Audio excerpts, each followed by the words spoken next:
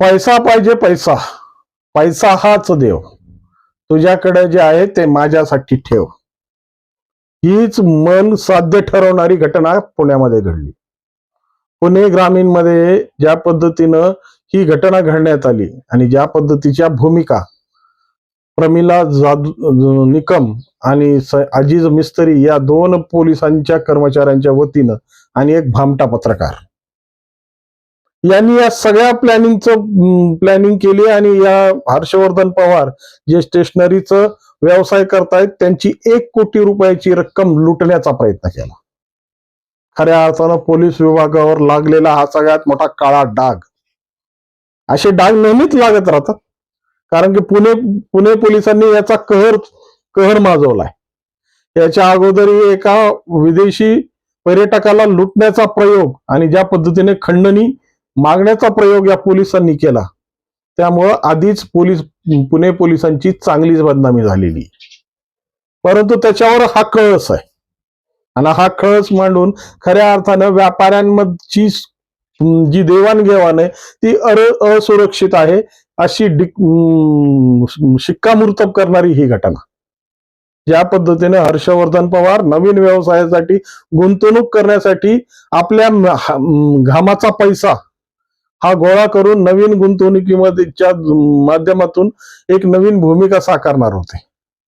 परंतु या गोष्टीची जशीच भनक या भामट्यांना लागली आणि यांच्या मधल्या गटाला लागली तर त्यांनी या रकमेवर डल्ला मारण्याचा प्रयोग केला.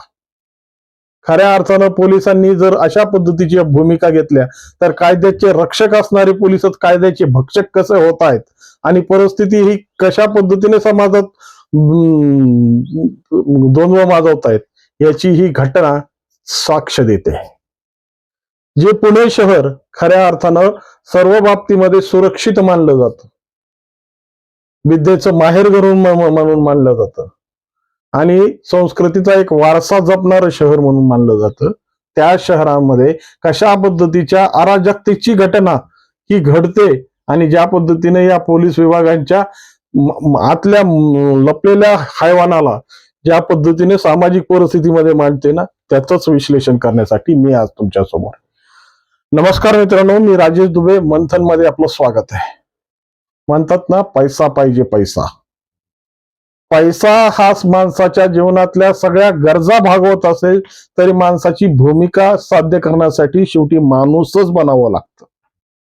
मात्र आज हे माणसं ही गोष्ट विसरत चाललेले आहेत.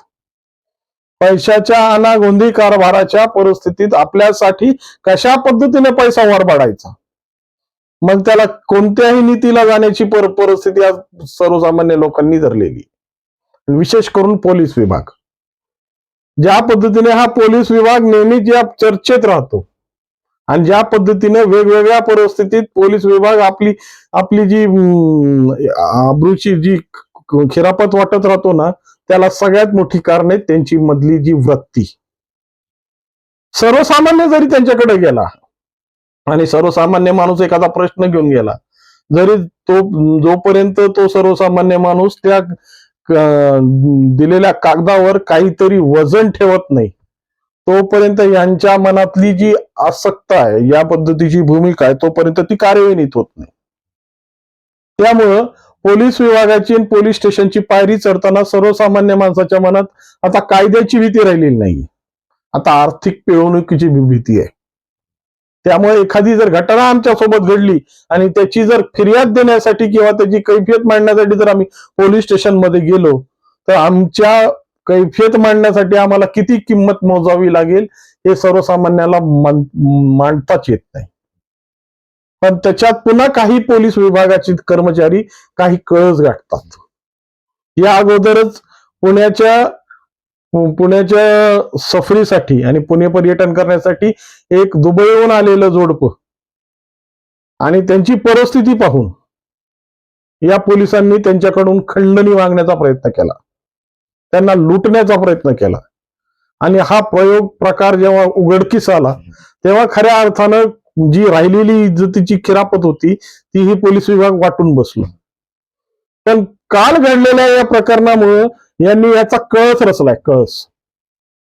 कारण हर्षवर्धन पवार जे पुण्यामध्ये स्टेशनरीचा व्यवसाय करतात, आपल्या हाडाची काढ करून एक एक रुपया जमवून आपल्या कुटुंबाचं उदर उदर भरण्यासाठी नेहमी प्रयत्नशील असतात. मग व्यापारी म्हणलं तर व्यापारी हा आपल्या आपल्या कसोशीनं, आपल्या चिकाटीनं आपले अनेक प्रयोग करण्याचा प्रयत्न करतो. तसाच प्रयोग या हर्षवर्धन पवारांनी करण्याचा प्रयत्न केला आणि नवीन व्यवसायामध्ये गुंतवणूक करून त्याच्यातून आपण भागीदार होण्यासाठी 1 कोटी रुपये जमवले. त्यांचे मित्र आपटे आणि ते दोघ जण हे पैसे घेऊन HDFC बँकेमध्ये त्या मित्राच्या सोबत पार्टनरशिप करायला निघाले होते, म्हणजे त्या मित्राच्या खात्यावर पैसे भरायला निघाले होते. पण ह्यांच्यातले काही जयचंद म्हणजे फिटफुटीर या तिघांना जाऊन मिळाले आणि या तिघांना मिळून यांनी एक प्लॅन रचला. एचडीएफसी बँकेत जी कॅश नेणार होते ती कॅश नेता वेळेस नवले ब्रिजवर हा भामटा पत्रकार पोलिसाच्या भूमिकेत आला आणि पोलिसाची मी पोलीस आहे अशी खोटी बतावणी करून यांच्याकडून पैसे लुटण्याचा प्रयत्न केला. ते जमलं नाही तर हर्षवर्धन पवारांच्या डोळ्यात मिरची घातली आणि मिरची घालून ती कॅशची बॅग पळवण्याचा प्रयत्न केला. पण ही सगळी परिस्थिती बघून आपट्यांनी मोठी बॅग असलेली ज्याच्यात 79 लाख का 70 लाख रुपये होते ती बॅग घेऊन पळ काढला. राहिलेली रक्कम हर्षवर्धन पवारांना घेऊन यांनी नरे पोलीस चौकी गाठली आणि त्या ठिकाणी मग सुरू झाला कायद्याचा खरा खेळ. मग या प्रमिला निकम आणि अजीज मिस्त्री या दोघांनी मस्त पद्धतीने यांना चुना लावण्यासाठी हवाल्याच्या रकमेचा भूमिका मांडली. आता वास्तविक स्वरूपात जर या पद्धतीच्या व्यापाऱ्यांची जर असुरक्षितता निर्माण झाली आणि अशा पद्धतीने कायद्याचे रक्षकच भक्षक होऊ लागले तर कशा पद्धतीने सर्वसामान्य माणसांनी या पोलीस विभागावर विश्वास ठेवावा. आणि ही परिस्थिती फक्त प्रमिला निकम आणि अजीज मिस्त्रीची नाहीये, तर प्रत्येक ठाण्यात गेल्यानंतर तुम्हाला हीच भूमिका पाहायला मिळेल. पैशासाठी आपापलेल्या या सगळ्या व्यवस्थेला कशा पद्धतीनं आता नैतिकतेचे धडे द्यावे लागतील. चांगले माणसंही आहेत पण तांदळातून खडे निवडण्यासारखे, आणि चांगल्या माणसांची जी भूमिका आहे त्या चांगल्या माणसांची भूमिका अशा या हरामखोर लोकांमुळे खऱ्या अर्थानं झाकली जाते. वास्तविक स्वरूपात ज्या पद्धतीची भूमिका या प्रमिला निकम आणि अजीज मिस्त्रींनी मांडून ठेवली आणि हर्षवर्धन पवारांना लुटण्याचा प्रयत्न केला, त्यांच्या 1 कोटीवर दरोडा घालण्याचा प्रयत्न केला आणि त्याच्यात पुन्हा भामटा पत्रकार. आधीच पत्रकार आणि पोलीस समाज व्यवस्थेत पूर्ण बदनाम आहेत, कारण की पैशासाठी हे कोणत्या स्तराला जातील याची कोणीही शाश्वती देऊ शकत नाही. मग त्याच्यात हा लावलेला कळस आणि याची प्रक्रिया मग जेव्हा वरिष्ठांना लागली तेव्हा इज्जत झाकण्यासाठी मग सारवासारवी सुरू केली. पण ती सारवासारवी करताना सुद्धा आपला कर्मचारी गुणधर्म यांनी लपवला नाही. हर्षवर्धन पवारांनी दिलेल्या फिर्यादीला बगल देत यांनी आपल्या परिस्थितीनं फिर्याद मांडली आणि जेव्हा ही परिस्थिती अपलोड करण्यात आली, परंतु जेव्हा लक्षात आलं की या तिन्ही भामट्यांचं नाव ह्याच्यातून वगळण्यात आलं, म्हणजे कर्मचाऱ्याला वाचवण्याचा प्रयत्न करतो, मग त्या पद्धतीनं त्याला वाचवून या पद्धतीचे सुरक्षितता वातावरण तयार करून पुन्हा यांना लुटण्यासाठी मोकळं सोडलं जातं. पण जेव्हा ही सगळी बाब लक्षात आली तेव्हा हर्षवर्धन पवारांचा पुरवणी जबाब घेण्यात आला आणि त्यानंतर या तिघांवर आरोप लावण्यात आले, म्हणजे आरोपीच्या पिंजऱ्यात उभं केलं.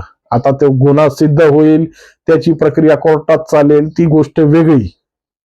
पण आज तरी पुण्यातल्या व्यापाऱ्यांमध्ये चांगली दहशत माजलेली, कारण अशा पद्धतीच्या पोलिसांच्या वृत्तीमुळं खऱ्या अर्थानं सामाजिक परिस्थितीमध्ये अशा पद्धतीचे जे दरोडे आणि ज्या पद्धतीच्या भूमिका मांडून ठेवल्यात ना, त्यामुळं ज्या रक्षकांना आमच्या समाज व्यवस्थेची रक्षणाची जबाबदारी दिलेली आहे तेच आज भक्षकासारखं वागू लागले.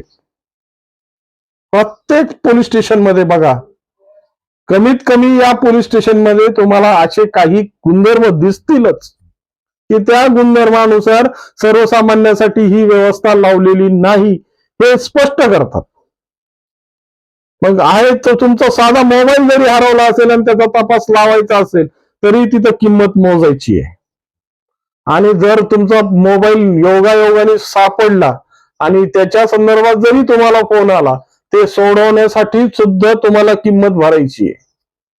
मग अशा पद्धतीने जर सर्वसामान्य लोकांसाठी निर्माण केलेली ही एजन्सी, सर्वसामान्यांच्या रक्षणासाठी, आंतरिक रक्षणासाठी निर्माण केलेली व्यवस्था जर अशा पद्धतीच्या भक्षकाच्या भूमिकेत येत असेल, अशा पद्धतीच्या लोचन तोडण्याच्या भूमिकेत येत असेल तर सर्वसामान्य माणसं सुरक्षित कसे?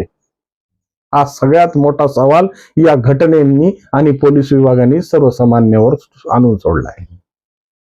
त्यामुळं पैसा पाहिजे, पैसा पैसा हाच देव ही म्हणण्याची वेळ जी आणून ठेवली आहे आणि अति स्वतःची जी आत्मलालसा आहे, स्वतःची ज्या भौतिक गरजा मोठमोठ्या करून ठेवलेल्या आहेत त्याला भागवण्यासाठी मग सर्वसामान्य माणसं यांचं कुरण बनली आहे. त्यामुळं खऱ्या अर्थानं आजही या परिस्थितीला रोखण्यासाठी गृह विभागानं, विशेष मुख्यमंत्री साहेब तुमच्याकडेच आहे गृह विभाग, याचे धडे द्या, नैतिकतेची काट दाखवा आणि जोपर्यंत तुमचा भ्रष्टाचार वरचा थांबणार नाही ना तोपर्यंत खालचे लोक अशाच पद्धतीने वागणार आहेत.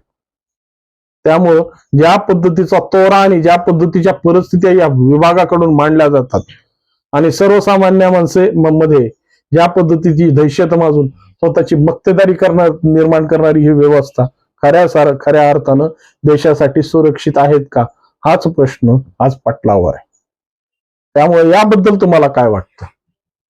पुण्यातल्या या हर्षवर्धन पवारांच्या सोबत झालेली घटना कशा पद्धतीने सामाजिक परिस्थितीवर प्रश्नचिन्ह उभे करते आणि सर्वसामान्यांना लुटण्यासाठी पोलीस विभाग कशा पद्धतीचे हातखंडे करून नेहमी चर्चेत राहतं, या संदर्भात तुमच्या मनात काही शिजत असेल तर 100% कॉमेंटच्या माध्यमातून कळवा आणि व्हिडिओ आवडला असेल तर लाईक, शेअर आणि सबस्क्राईब करायला विसरू नका.